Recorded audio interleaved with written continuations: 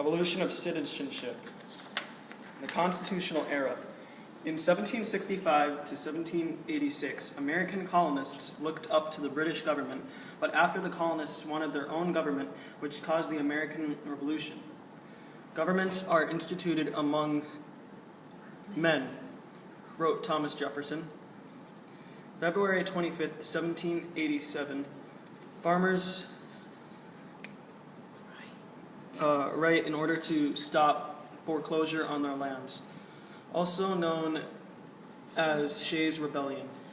August 28th, 1787, delegates were having an issue with the slaves. They didn't know whether to count slaves in the population, known as 3/5 compromise. Constitutional era. May 25th to September 17th, 1787, the United States Constitution was written at the Constitutional Convention in Philadelphia. In 1791, the Bill of Rights was added to the Constitution. In 1802, Marbury versus Madison was the first time a law was unconstitutional. Pre-Civil War. In 1820, the Missouri Compromise caused a great deal of arguments because Missouri and Maine wanted to join the North. Maine became a free state and Missouri stayed a slave state.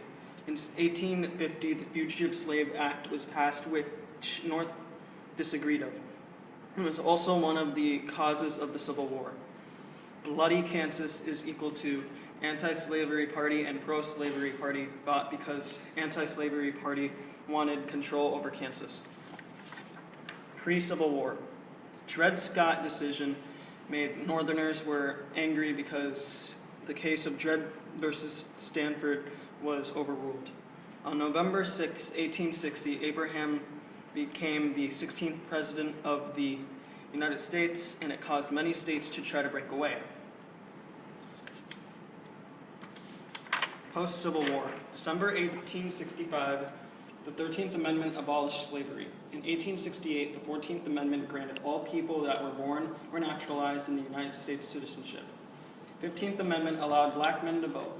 In 1898, born children of U.S. foreigners, nationals, are given citizenship, even though the parents are not.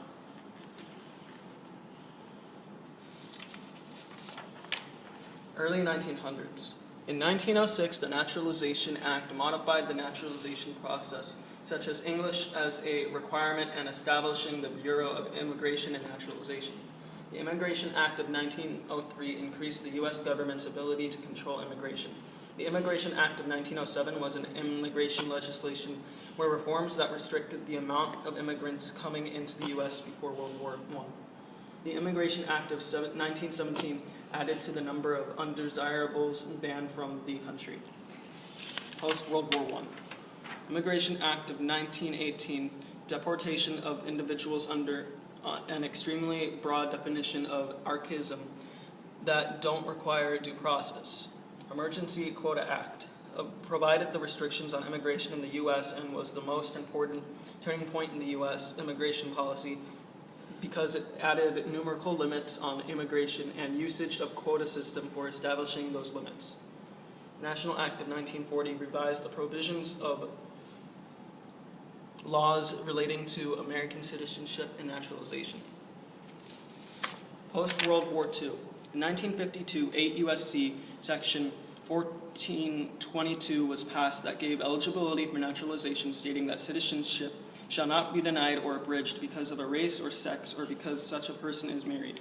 In 1953 to 1948, the refugee law is expanded to allow 200,000 more people above the limit. Present day.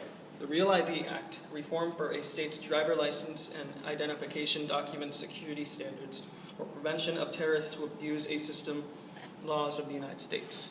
Secure Fence Act of 2006, a law that was an important step into immigration reform, and its goal is to help secure the U.S.'s borders to decrease illegal entry, drug trafficking, and security threats by construction of 700 miles of physical barriers along the Mexico-U.S. border. Other, travel with the U.S. passport, obtain citizenship for children born abroad. Pakistani citizenship post-World War II. Pakistani Citizenship Act of 1951 referred to the ways to become a citizen of Pakistan. It states 1. People whose ancestors were born in what is now Pakistan. 2. Citizenship by birth. And 3. Citizenship by descent. Every person born in Pakistan after the commencement of this shall be a citizen of Pakistan by birth.